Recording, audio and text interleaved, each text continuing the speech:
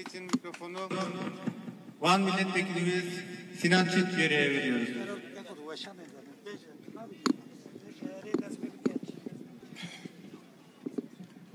Diroka gele Kürt, diroka gele Türkiye, diroka komküjiyana. Her komküjiyek bir deste heze bin art, heze kıraş, ve armanca kepekleri. Ev komküjiye peşe haziran ezi, armanca kaybe bu. Armanca bu ki, beri dur roja, helbijatılmaya, arhavaya yani ikilme hılcatını bu gara tesir edilsen siyasete gel bike. Diseri de en ek jiyana kadan bedevi ne sala vana bir rezleri birbirinin o ek nizikar çars kes insan eme bilindar bu jonara libek hade da sıra bu rez düşünün. Beni komküji teneli Kada Ahmet'e istasyonu yani Penje Haziran'ı ne mi? AKP'nin huduzanı delbijratın ele benden. Rezevi daket çelli. Le kabul ne kireva? Düsandık eda ev derket. Le sero komar.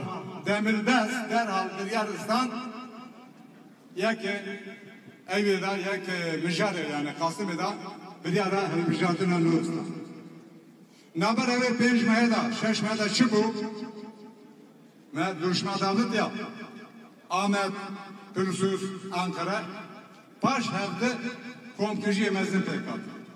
Yaken bir sözü diye Temmuz'u bu şarşını bu. Le Pürsüz'e Siyos'e civaneme bir komküjiye ka mezun hatun kuştun.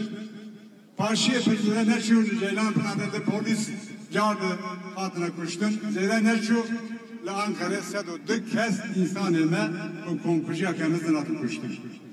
Armançı bu. Armanç Serok Veziri ve deme Davut uğraş gerekir. Çünkü God ke ev komkujiyana rezeye dengeme mezun dikine. Ev kasvekiri bu yani. Le çip serpistın katı şepserine. Elbirjatına da hazaro bir sürü çare suya ki adar eda Hindistan'ın reze AKP jardı danki. Burada tayyikirine kayımız işler nazar dikin. Ev siyaset minin eğer Türkiye'de kaza beşe eğer Türkiye'de kaza beşe Akkoyunu Caddesi istikametinde çıkış noktası oluşturuldu. Eğer Türkiye'de kaza bunun dışında siyaset eden başka bir normalizasyon çıkış noktası çöke şu an hazırda yok. siyaset eden normalizasyon çöke dövüşün yası ve var iktidar ve muhalefet ve gemdikazın normalizasyon ve siyasete şöyle ve gemdikazın destüre ka sivil anayasa teklinin dervayı mesela kod kat ne siyasetten normalizasyon çöke ne vermeyen destüre ka sivil çöke ve o bir siyasete kavimzi eğer berdevam bikin diğer bir Kürt kabul ne ki? Biz sandık kadar anladık ki dersi devlet Sağ olun.